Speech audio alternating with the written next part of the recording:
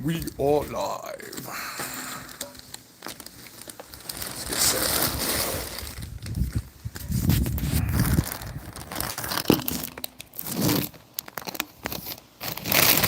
Can't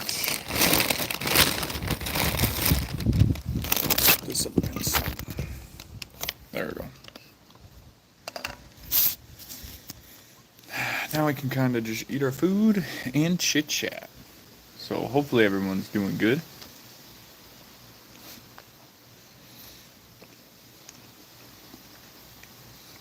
Got some cinnamon gluten-free bread my wife made.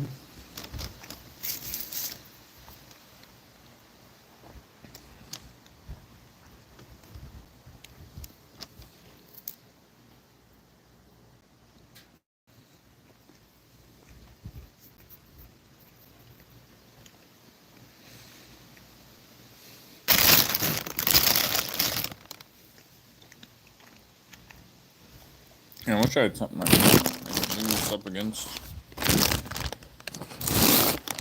And there ain't really nothing. That's okay, we can just do this for now.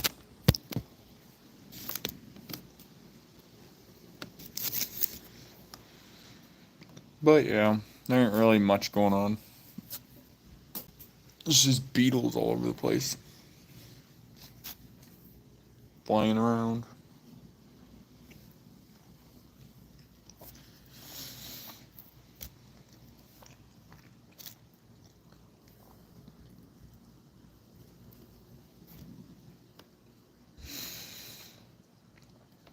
There's been a lot of talk about the Levon 400-pound curl.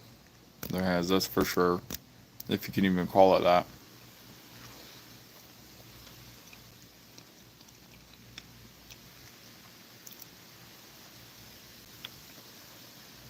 Like, I see it as kind of impressive, but at the same time, he weighs like 400 pounds. So it's like he's just curling his body weight, which is impressive. But at the same time, it's like there's people who curl more than their body weight. They're lighter than him. I mean, yeah, he's the strongest in the sport, but I think he should try to do lifts that, people know actually translate, because that the way that he lifted that does not do anything for him. He's just gonna end up hurting his back real bad.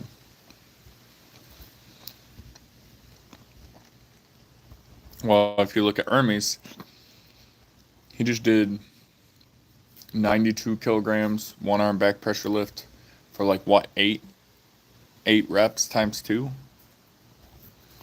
That's a pretty big deal. That is, in my opinion, that's a bigger deal than what Levon did. I think Levon just can't keep up with that, and he's like, well, I'm gonna throw this out there, hopefully spook him a little bit, but Hermes is just laughing at him. So it ain't exactly working out for him, at least not the way he was intending it to. Then we got some Salisbury steak that I had for dinner before I got to work, and take it to dinner again.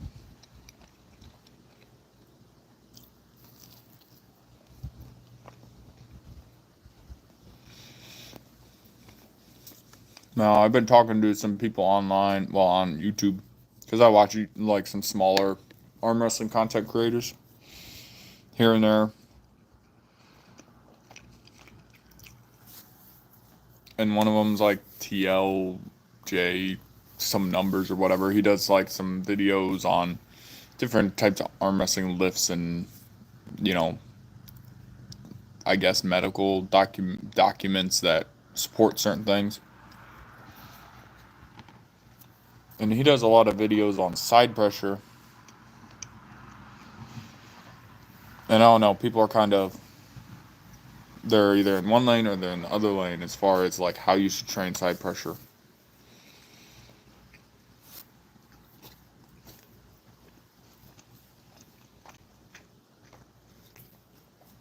And for him, he doesn't think you should train really side pressure at all. You should do it indirectly. So, like a curl that like kind of goes outside your shoulder.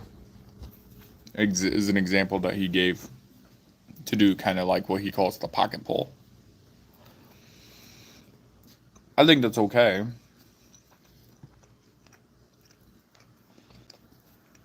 I don't know.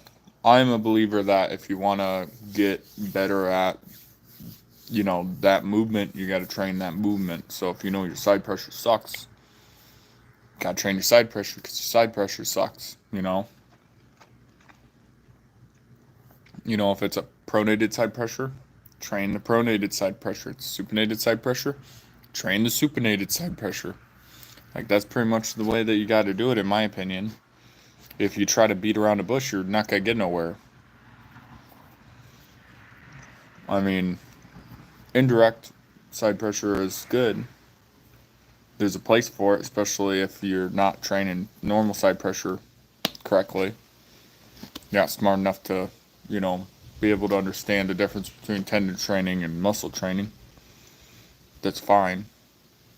But if you understand how tendon training works, or ligament training, then it shouldn't be a problem.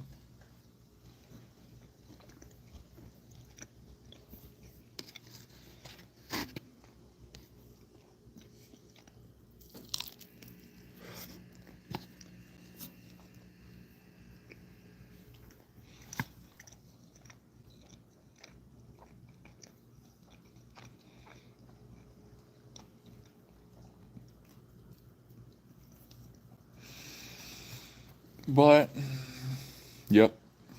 So hopefully everyone's having a good day, having a good time.